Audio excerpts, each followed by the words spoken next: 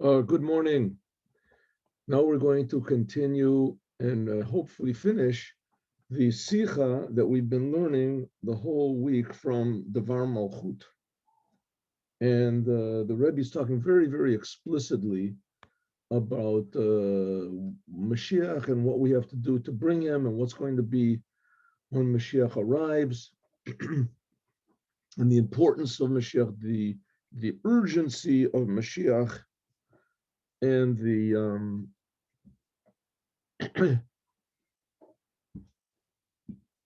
necessity of Mashiach. So the Rebbe says essentially we don't really know what life is really about, what really is going on. I mean, we live and we die, and we have our lives. People live, but people really have no really conception of really why we're here. And the reason is because the most amazing thing is being, and the most obvious thing is being concealed from us, and that is that the world is a creation and that we are creations and we are being created all the time. And even more, that we're being created for a purpose. Well, we're being created for a purpose, every single one of us. And basically, as soon as Adam ate from the tree of knowledge, that purpose became all confused and concealed. So that everybody wants to, that it limited our choices. I remember I was in Russia for a while, and you go to the store. You go to the store, and there was a grocery store, and there was eggs and a couple bottles of milk, and that was it. You choose whatever you want, like they used to say with the Model T Fords when Ford came out. Any color you want, as long as it's black. The world, the choices of what we can put meaning into life has been all confused. So people think, to make money, maybe to this, or just not to think about it. It isn't just, just to go on to lead a, you want to call it a meaningless life. There are some people that get the point. What's it? Good morning, shalom. Some people that sort of get the point, and that they feel, the meaning is found in love, loving your children, having a family, loving the family, helping others, building something, appreciating the world. And there was just things that are found in every moment that reveal our soul. Defying the world, fighting it. And because the Torah is not here, so everybody has these, the Torah, the meaning of the Torah, the true meaning and the godliness in the Torah is concealed. So people don't feel that meaning in every single moment. Everybody's trying to translate everything according to my terms, what I'm going to get immediately. How do they say? I want it all and I want it now. So even though that everybody doesn't incorporate this, but nevertheless, people are after power and they're after pleasure and they're after they're after popularity, or so that's really not the name of what's really going on. But that's the way it is. And even when God reveals himself, like it was on Mount Sinai, so still, if Moses is not here, so everybody messes the whole thing up, right? It says the God revealed himself, and the Jewish people thought that Moses wasn't there. They all worshiped the golden calf. So that's the idea of, we have to have true godly meaning in our life and feel there's a creator that's creating us, and that we're never alone, and that we're always in demand, and that every moment of life can be very meaningful, and that the meaning is being presented to us every moment, and every single thing we see, a breeze in the tree, at a chirp, or there's something like that, or challenges that are in front of us. Challenges in front of us. Of every moment of life. Sometimes the challenge is just to be positive. Okay, so here we have the words of the Moshiach, right? The Moshiach is a very essential thing. He's going to be the leader that's going to put meaning into everything. And there's the only one that really defines absolutely what Moshiach is the Rambam, Maimonides. And there's all these different opinions, but he is the ultimate decider. His opinion is the ultimate one, which is accepted by everybody that knows what we're talking about. Unless people that just never read him don't know what's going on. And here we have the Lubavitcher Rebbe that fits all those criterion, all of them. And everyone is supposed to be waiting for this person to come all the time. In other words, what's the idea of Mashiach? That will follow his directions and his order and his way of, he's trying to teach us how to look at the world, how to make a meaningful and a dynamic world. So that's the idea of Mashiach. So here we have him. Here he is. Not only that, there's no other contenders. If you want to say, Lubavitch is not, he's not the Mashiach. There's somebody else in the Mashiach. Well, okay, good. Who else? You know, maybe I'm wrong. Maybe I got the whole thing wrong. So bring somebody else. Let's see if that fits the criterion of the Rambam, of Maimonides. There's no other contenders. So of course that doesn't necessarily mean that he's him. Maybe we can find somebody else. But there's no, no one, at least that I've seen, has some sort of a better plan or more accurately fits the description of what the Rambam says. So if I understand the Rambam correctly, and it seems, and I'm surrounded by a lot of people who are very intelligent, and they seem to be this, and I haven't heard anybody say the opposite. So here we go. Here are the words of the Mashiach.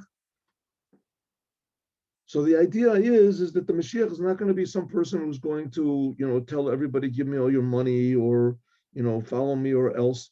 He's just trying to put more meaning into your life. A teacher. So I don't see what's, the people saying, oh, can't be Rebbe's Mashiach. Can't be. So, okay, why not? Good. You're good, but bring some sort of a proof, some sort of a reason, some sort of a this. The reason is very simple, because people just aren't interested in Mashiach. People don't want the whole thing. And that's what the problem has been since the Torah was given. For sure, since the temple was destroyed, but it was destroyed basically because of that. People just don't want to do the right thing. All sorts of prophets came along in the first temple, and people didn't listen to them. So here we got it. And what's the punishment if you don't listen to Mashiach? Here you can look out in the streets and see all the confusion in our own personal lives. We're 99. We're working at how do you want to say? We're working at the 0.00001 potential. And Mashiach is going to make it 100% potential. That will be reveal all of our potential. Okay, says the Rebbe that we can attach this to the Bala Yortzeit. Now the Rebbe had a brother, and the Rebbe's brother passed away fairly young. He was like 40 something, and he was a great genius, and he helped a lot of people, and etc. His name was Yisroel ALEF. Now it's a very basic principle in life, and especially Chassidut really stresses this, that you have to learn from everything that there is. You can, if you want to, but why not? You can learn from everything that there is in the world something about serving God. And it could be that, maybe you'll make up some things that won't be right, but the idea of what it means to serve God that's pretty clear. You have to be positive, you have to be happy, you have to do the Torah, you have to do the commandments, and it has to be with love. So anything that brings you to this happiness and love in doing the commandments of the Torah. So you can make up your own ideas you want to. You can write a book. You want to write a book.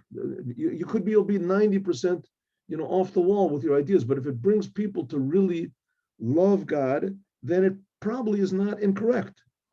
Because everyone, the Torah is open to everybody. That's why the Torah was given in a desert. It's, how do you say, ownerless. Anybody that wants to can claim the Torah, but you can't go against the regular meaning. You can't go against the meaning, but within that you can find faces to the Torah, no end to it. Just like every human being, their faces are different, their fingerprints are different. But every human being that's normal, at least, their nose is between their eyes and their mouth. That's the way it is.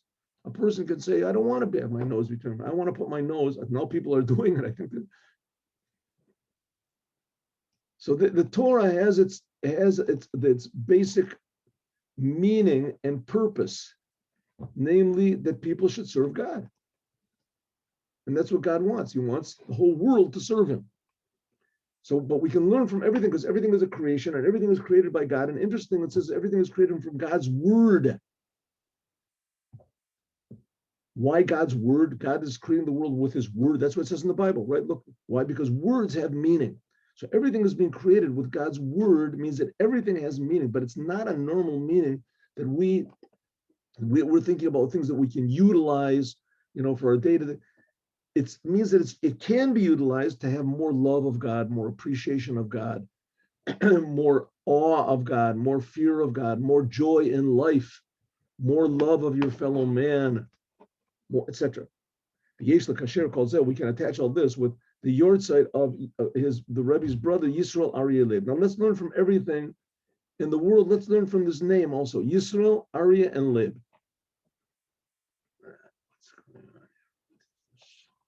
What has happened?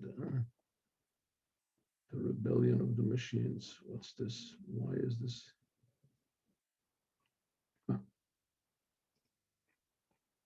Oh.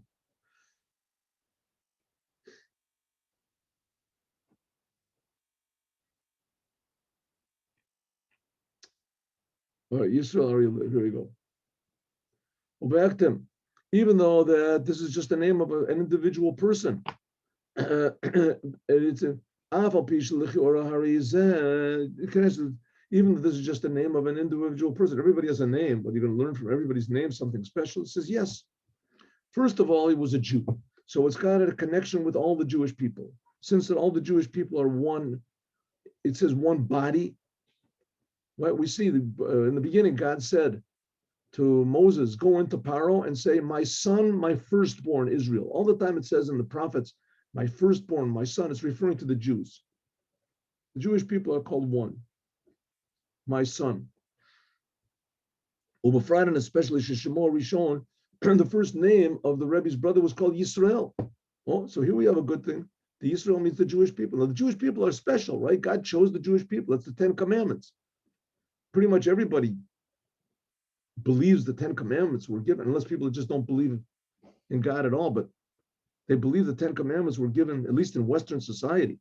The 10 Commandments were given to the Jewish people. We're talking about 3-4 billion people, at least. Believe, what's the first of the 10 Commandments? I am God that took you out of Egypt, the Jewish people. That's Yisrael. Shem Kalali, the Kol Yehudi, that's the general name for every Jew. And like it's known that Yaakov, the soul of Yaakov includes all of the Jewish souls that were forever. Yaakov, he's the father of the Jewish people. That's where we're called Yisroel, because it says that Yaakov's soul included, it says the beauty of Yaakov was like the beauty of Adam. It contained all the souls afterwards. Al Pioros Admor, according to the teachings of the Rebbe Rishab, the fifth Rebbe of Chabad, She'inyani Avodah, Shish the Kasher Batanya, that is like you said, that you can make up your own explanations in the Tanya, the book the Tanya. But you can say whatever you want to, as long as it Afal Pisha Begalal even though you have to be careful in saying explanations of the Torah, especially in the Tanya, because the Tanya is talking about the soul of man. And if there's a little tiny hole in a person's heart, God forbid, so that's really dangerous, especially if there's a little hole in a person's soul. And here the Tanya is a book that's talking about the soul, especially of the Jewish people. But nevertheless, the Rebbe Rishab said that you can, like I said before, you can make explanations up on your own if it brings a person to love, genuine love and fear and faith in God. Hari al derech move, and it's also understood here. It's good and it is proper to explain something from the name of a person. And you can do that with every person, right? Every single person. Every person has a name. If you want a non-Jew, he's got a name, right? And the name you can look up means something about the person, at least something positive. Usually people call their children a positive name. And so something, but it's not by accident. It says it's a small prophecy. So usually the name tells something about the potential of the person. Here we have Yisrael. This is a general name for all the Jewish people. This includes in it, all things are differently, two opposites. The word Yisrael contains in it two opposites. Yisroel, the word Yisroel, who Rosh Tevis is the first letters, Yesh Shishim Riboy Otiot LaTorah. There are 600,000 letters in the Torah. And there's a way that you can count it, where you have to count the punctuation and things like that. Even since Sheyeshnam Shishim Riboy, since that there are 600,000 Jewish souls in generally. And all the time in the Torah it talks about 600,000 Jews that left Egypt, 600,000 Jews. 600,000. So it says, well, really, there's a lot more. I mean, that's only 600,000 is only counting the males, and only the males that are 20 years old and older. So if you count all the women, let's say there's an equal number, and all the children, which there must be an equal number of children. It says that each woman gave birth to 6 children at one time. And they would give birth, let's say, every year. So there was a lot of children under the age of 20. But they say a moderate estimate was there were 3 million Jews. Why does it always, that left Egypt? Why does it always say 600,000? Because 600,000, that's the number of the general root souls. And all the other souls, they were somehow or other partaking of these 600,000, this number 600,000. That's Yisroel. And each and every one of them is divided also into 600,000 individual souls. So that explains how there can be more than 600,000 Jews. And every soul corresponds to one of the 600,000 letters that's in the Torah. 600,000 letters that are in the Torah. Shishim Riboy, 60, 10,000. Riboy is 10,000. But Otzeh, in this letter, which every soul is corresponding to, this is the source of the life of that soul. But also, the name Yisrael is al Shem because of Sarita im Elokim ve'im anashim b'tochal. Yaakov got his name changed to be Yisrael, right? Yaakov, Abraham, Yitzchak, and Yaakov. Well, Yaakov got his name changed to be Yisrael when he fought with his angel and defeated it. Fought with an angel, God said, okay, now I'm going to change your name.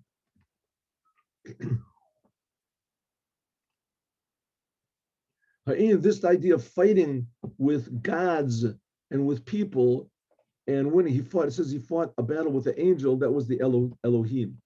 Okay. Is more of this indicates with the avoda of milchama against the world. Im Elokim are the forces of nature. This says the angel of Esav. The Im Anashim was Esav the human being, Esav and Lavan. Right? Read over there in the Torah. Amazing. Yaakov had tremendous troubles. He inherited from his father, his grandfather. The whole world was against him. This is the opposite of what Yisrael. Yisrael is supposed to be 600,000 souls of Neshamas Yisrael, Kashurim, Torah, Ulamaylam. The whole idea of Yisrael is supposed to be that they are above the world. And here we're saying, no, the word Yisrael shows that he fought with the world and that he succeeded fighting. So once again, the name Yisrael indicates a unification with the Creator. They say also Yisrael is the name Yishar Keil, straight to God. Or is it you have to fight in the world? What's going on? Says the Rebbe, Yesh Lomar, we can say the explanation is like this. And first of all, and the Rebbe wants to connect all this to the ideas that he said before about Moshiach is putting the ALEF, the letter ALEF into Gola and just transforming the whole thing into every detail of the creation into something good. And so therefore, we have to know that every Jew, first of all, has to know that he's Yisrael. That the source comes from a letter in the Torah. Therefore, anything which he does should be founded according to the Torah. In addition to this, listen, what is the Rebbe trying to say? The uniqueness of the Jews. This has to be a thing that's very stressed, very, very, very, very emphasized and developed, the uniqueness and the unique purpose of the Jewish people. And if the Jewish people don't fulfill this unique purpose and this unique job, then the world is the confusion of what it is now. I mean, those people who blame the Jews for everything, in a way they've got a point. And in a way they have a point, but not like they think. Not like they think. The anti-Semites, they say there was a big plot. The Jews are trying to take over the world. They're trying to take over the money. They're trying to take over the media. They're trying to. I mean, this is definitely not true. Jews do not get along with each other. They could never make a big plot to do anything. Look, it's just a miracle. You have two Jews. You have 10 different opinions. Just look at what's going on in Israel. You have all the Jews are just running away from the land of Israel. Right? They're trying to get out of here. In the Knesset, everybody has a different opinion. Half of them want to give all the land back to the Arabs. Right? Like it was the who knows what. So there's no unity, and there never was unity by the Jewish people. It says there was only 2 times when there was real unity by the Jewish people. When God gave them the Torah, and Korach, when he made a war against Moses, it said that everyone joined Korach. Everybody. They all joined. But since then, and that was what, the 3,300 years ago, since then, nothing even close. Rashi even says that there never was anything like that since. Right? And when there was the first temple, the first temple, they divided the kingdom. Okay, so it says Yisroel on one hand is unity with the Torah, 600,000 letters of the Torah, which is above the world. On the other hand, Yisroel shows on a battle with the world. Not only that, although you have to know, Sheshlemus Avoda, the whole idea of the Jewish people is in this, She'enu mitnatek me'olam svivo. A Jew, the essence of a Jew is that he does not separate himself from the world. Like we said before, look at 3 things. One thing is you, one thing is God, and the third thing, and the way the most important, because that's what God created, that's the whole story of the Bible, is the world. A Jew is not supposed to be removed from the world. Kashurim ochelo. Everybody has to be attached with the letter that's in the Torah, and the Torah was given here in the world. Every Jew has to do his service of making God revealed here in the world, in your day-to-day life. Ki Yisroel. In other words, according to God's terms, not according to our terms. Ali de Yitzia, by going out. That's what we were talking about this before. After Adam ate from the tree, so everything became selfish. Everybody's thinking about what can I get out of it, to the degree that even people think about God, all they think about is going to heaven. And that's where all the religions in the world came from.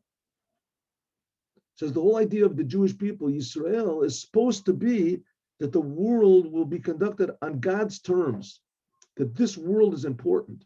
Forget about the world to come. World to come is important. It's important. This world is infinitely more important. Right? Giving God pleasure in this world is infinitely more rewarding, if you want to call it, but it's rewarding in a whole different way. It's not the rewards that you get when you go to heaven. Pleasure, spiritual pleasure, essential.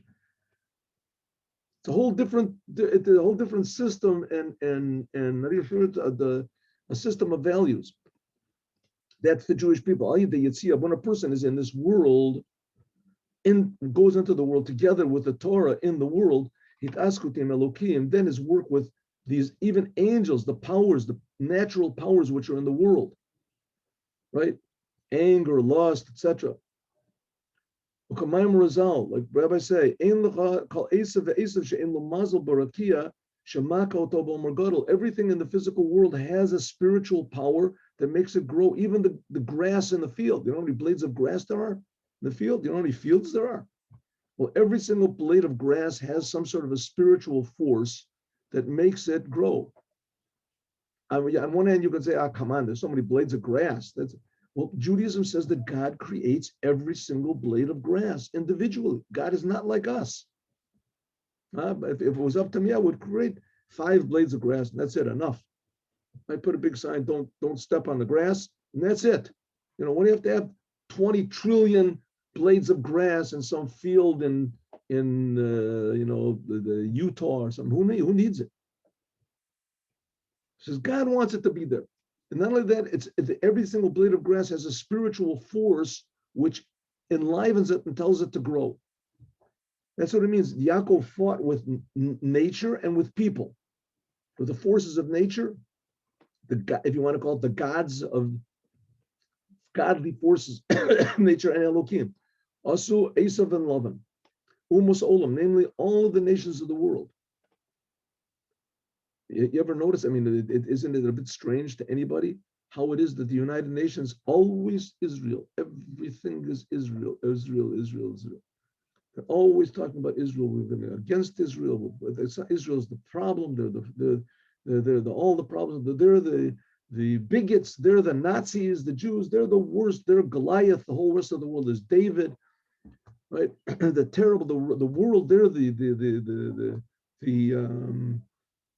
whole rest of the world. They're the how do you say?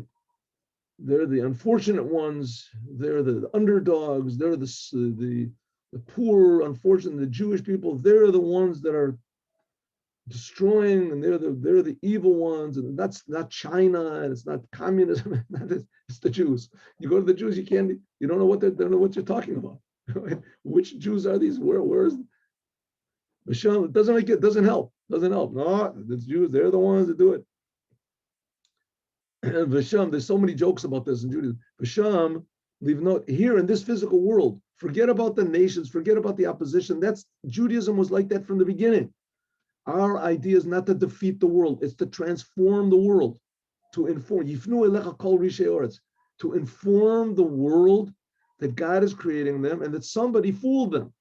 They're being fooled. It says that the Rambam says it's a sense in Jeremiah that all the religions they're based on insufficient evidence.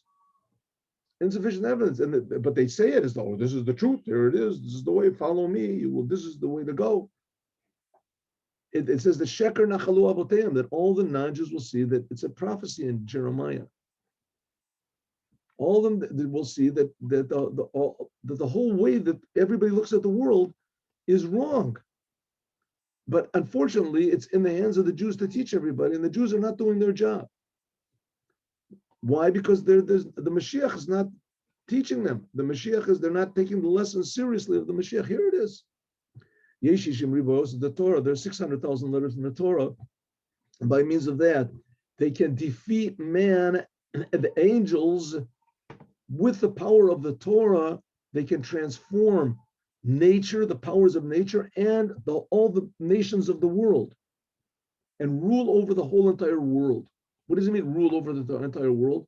Everybody's going to be washing our feet and this. No, it means rule over the entire world means that everyone will do what God wants them to. The world will be proper. The world will be. That's what it means to rule over the world. Not to rule over the world for our benefit. Not to do anything for our benefit. To do everything for the benefit of the Creator who's creating everyone, that everyone will live meaningful lives. The Gam also Malchut call. So this is all contained in the first name of the Rebbe's brother. It's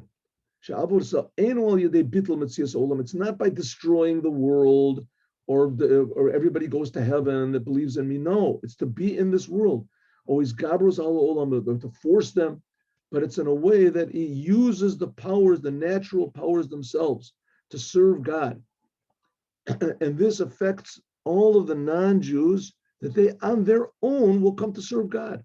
And it often in a way that that everyone willfully will serve their Creator. God is creating them. God is not found in some sort of a church or some sort of place. He's found everywhere. Everything is being created by God.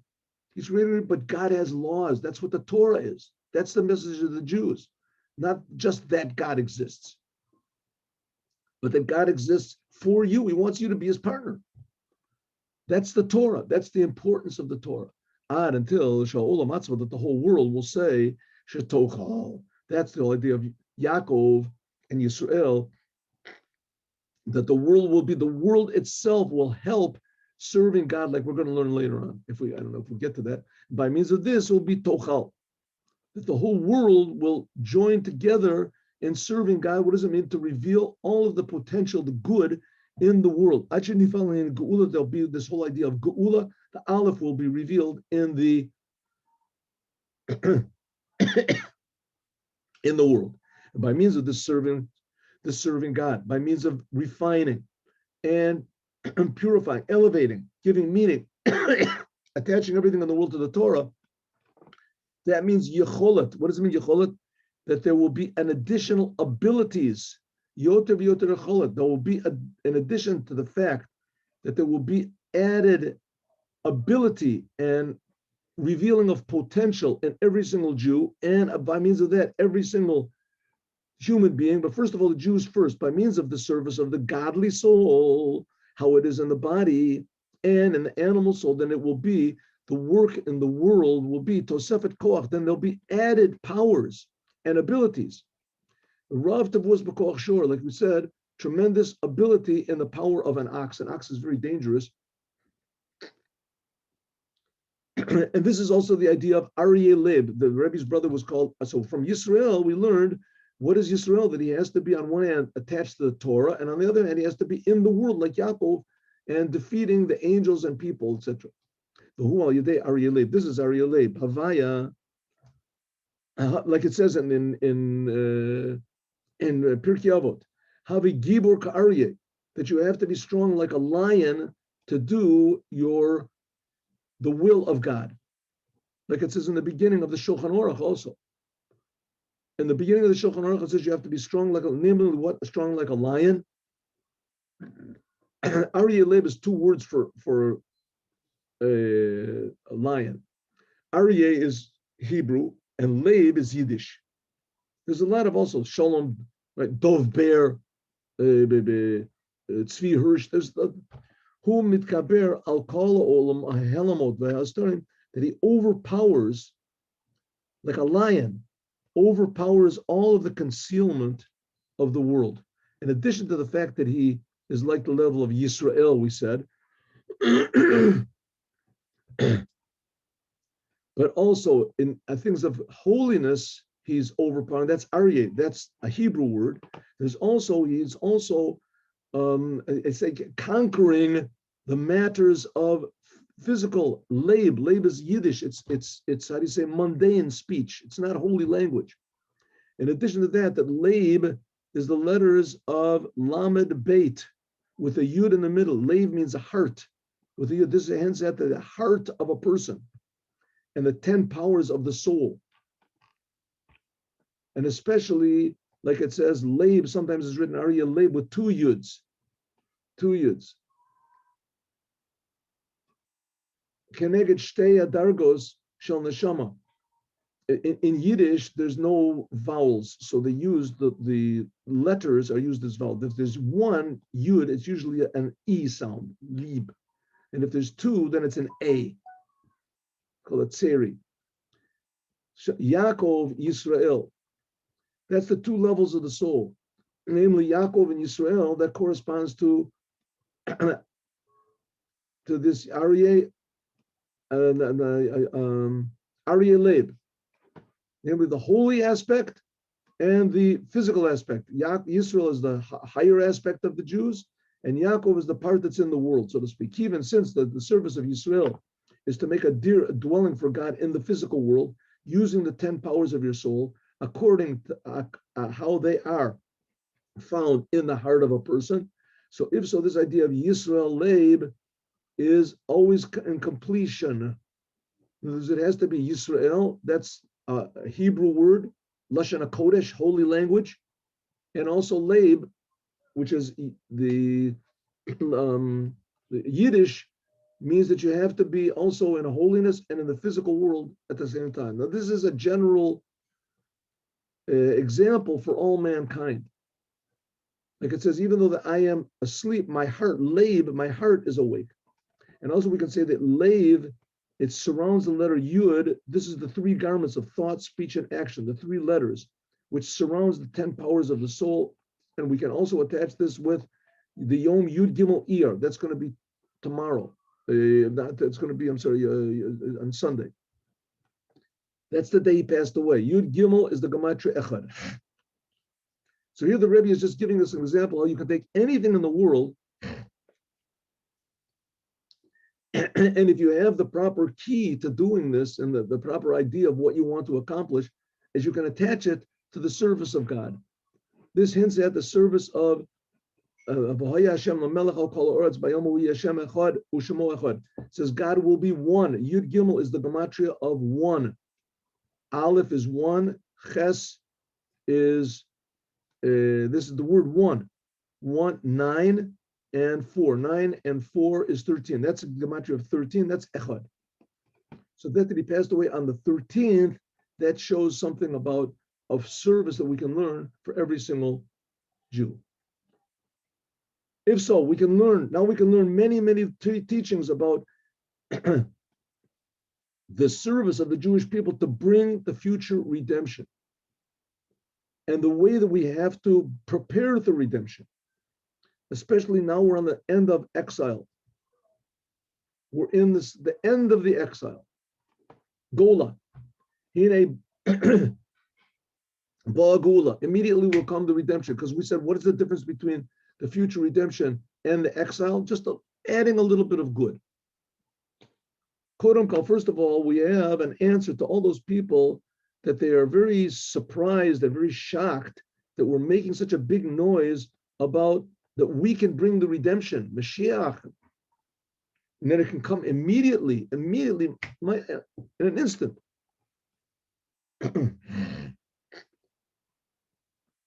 It says, because we're talking about people that are open-minded people, so they look at how I'm talking and they say, what type of a talk is this? What type of thing is this? Let's talk about Torah and commandments and going to heaven and being a good person. We're talking about changing the whole world. The whole entire world is going to change, and all the nations and all that. Come on, keep it on a low flame. It's a low profile. What are you screaming about these things that are they really relevant? And let God take care of this.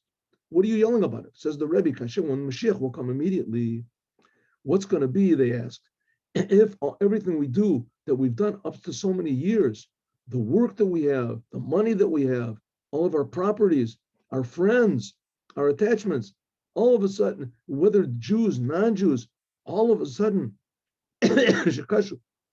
what's going to happen to all these things that we've got? Right? The Mashiach is going to come, he's going to wreck everything. So the answer is, good, you want to talk about it in books, but here, listen, I finally got set up, I got a house, how long I had to work for this, and I have friends, I have business, all of a sudden Mashiach is going to come, the whole thing is going to poof in the air, everybody's just going to be walking around in white robes and, humming tunes or what all the time, harp music, I don't want that. So I enjoy life, what's wrong with life? It's okay, says the Rebbe, the answer is, don't worry, you're not going to lose anything. The future redemption doesn't mean that the world is going to stop. It means the bad things in the world are going to stop. Right? The world can get along without addictions and without war. The world won't nobody will miss it. Maybe there will be some weirdos that will miss it, but I don't. Could be. The good things that we've done in exile will not go away. Exactly the opposite. The whole idea of the future redemption is just to add on something, not to get rid of the other four letters, Gola. This is just the whole idea of the future redemption is to elevate the Gola, the exile. All of a sudden, everything becomes more meaningful and more important. You'll see the true meaning in everything, right? Take a simple example. Your family won't just be, okay, people, you got to take care of them. Suddenly, there's what to love, there's what to appreciate. Your next door neighbor, every human being that you meet. Well, you know what a human being is? Well, it's incredible, right? A human being, a real human being. He's got eyes, he talks, he's a personality, he's a soul. Every human being, all of a sudden, things will be wonderful. In other words, malatam v'shlemotam emitit. Nowadays, people have money. What do? They worry. They worry somebody's going to take it away from me. They worry maybe somebody has more. Al yadezet. What did I do? Oh, there it is. Huh? Yeah, I did something good, I think. Maybe, we'll see. Oh, no. This is what I should have done in the beginning. Okay. 1 minute. We're almost finished here.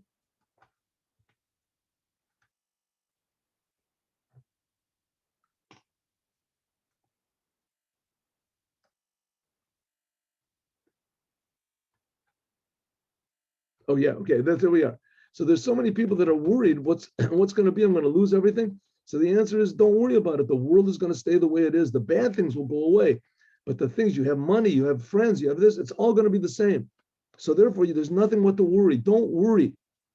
Even all of your car, whatever it is, you have a horse, it's going to be the same. In the time of what you ever had, the good things that you had, in the time of the exile, it's going to be there. Exactly that's the whole point. That every businessman should look for ways to reveal godliness in his business, to use in order to tell people the good word about God, to tell word about the Torah, about the commandments, etc. And if this is understood, on the other hand, to those people who think that the whole thing of the redemption is getting rid of the world. We're just going to sit and learn Torah all the time. We're going to be floating around. The non-Jews are going to shine our shoes. The future redemption doesn't mean that. It means that we have to work now in the time of exile. Therefore, we have to look at three things. The service of bringing the future redemption will be fighting with the powers of nature and fighting against the nations of the world that want to destroy Judaism and transform them, not to destroy them, to make a dwelling place in the world. And the Rebbe once said that the United Nations is 70 wolves and one sheep. It's a place of darkness to prepare the world for the future redemption, but in a way of transforming, to fight against the world, defying the world, not defying the world, but defying the concealment and the selfishness of the world, but in a way that everyone will, with their own free will, accept the Creator on themselves. So this begins, first of all, with your own portion in the world. Give charity. Number one, take from your physicality and give to others. And that's also the same thing is physical things. Everything that you do, you have a bicycle, you have a car, you have this, everything you should do should be for the sake of heaven. You eat a meal, it should be so that you're healthy in order to serve God better. And also, and this is the main thing, spreading out Torah and Judaism and spreading out the ideas of Hasidus outward, included especially to arouse Jews in all of the world that they should learn more Torah and do more commandments. Because this is the essence of the Jewish people. So if you can convince one Jewish lady to light Shabbos candles, or if you convince one more Jew to put on a pair of tefillin, we have absolutely no idea how that changes the whole entire world. That's God's standards. Okay, and similar, much more than if you got your picture on the paper and you just have to be, look on my paper, I made it $20 million, he's got a beard, right? So it could be that this is a great thing. I'm not saying anything against it, but it could be the greatest thing in the world, right? You get your picture on the paper and here's the religious Jew, everything. But it could be that putting a tefillin on one Jew accomplishes more. We don't know what God's standards are. Nevertheless, the Rebbe is telling us what we have to, our attitude has to be that we're doing, even though we don't understand it, things according to God's standards.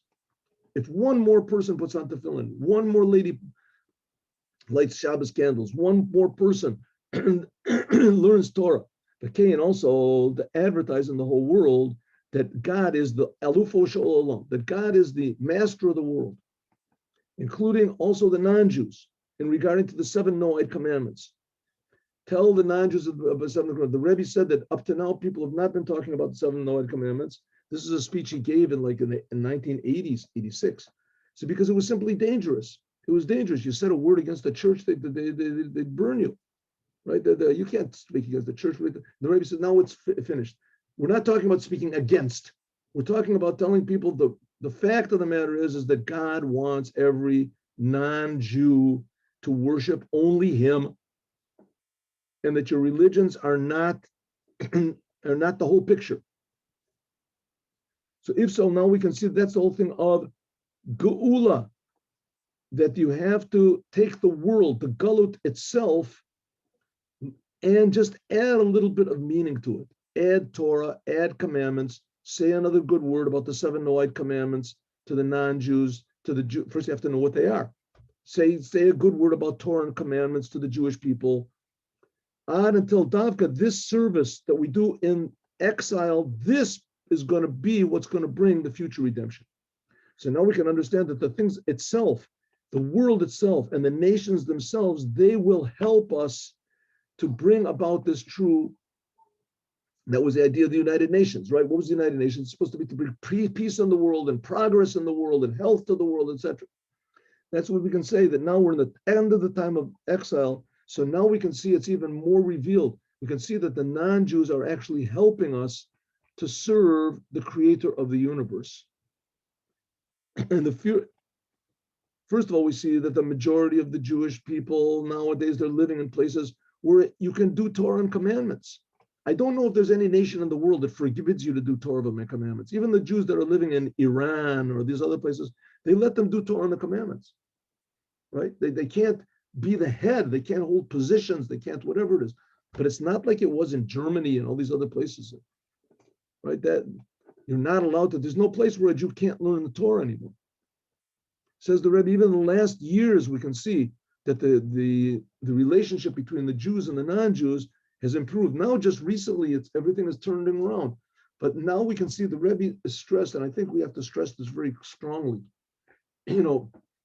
Personally, what's going on in America now, and the president, and this is, I mean, it's very shocking, and it's very shocking to me. But on the other hand, if you look at it from the viewpoint of what the Rebbe said, that the whole point of this whole creation is to wake up the Jews. And somehow or other, this will wake up the Jews. How exactly it's going to happen, I don't know. I hope it's not anti-Semitism or whatever it is. But nevertheless, somehow or other, the Jews are going to start to wake up, right? How the way it's going to be, like I say, I hope and pray it's going to be in a really good way. And in any case, we can see now there's the revolution that happened now in America. It was basically a bloodless revolution. And it was, even though, I mean, in my opinion, it was for the worst. There's no doubt about it that, that evil has at least temporarily taken the reins. But nevertheless, the fact of the matter is that it, basically the minimum amount of damage has been done to people. And the whole America is just changing, turning over, the whole world, right? With this corona thing, and that nobody in the world lives a normal life anymore. Nobody in the world. Everybody's afraid of these viruses and it's going to get. So we can see that the world is shaking. It's trembling, the whole entire world. And that there's no real leadership, there's no real moral compass anymore. And hatred has become the main thing. And this is, I mean, on the surface of things, it seems to be terrible. But on the other hand, we can say the Rebbe said many times, and the Rebbe is a prophet, that his prophecies were infallible.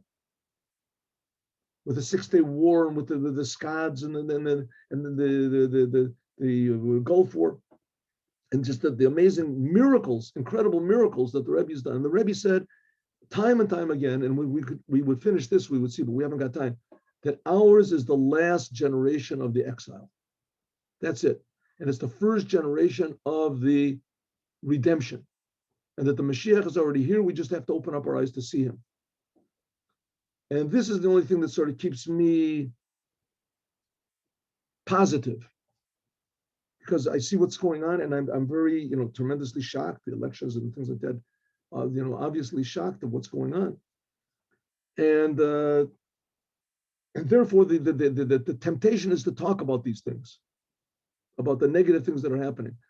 And the answer, says the Rebbe, is that all these negative things, that's the world, and our job is to put good, positiveness, light, faith, love, courage, honesty, integrity into the world.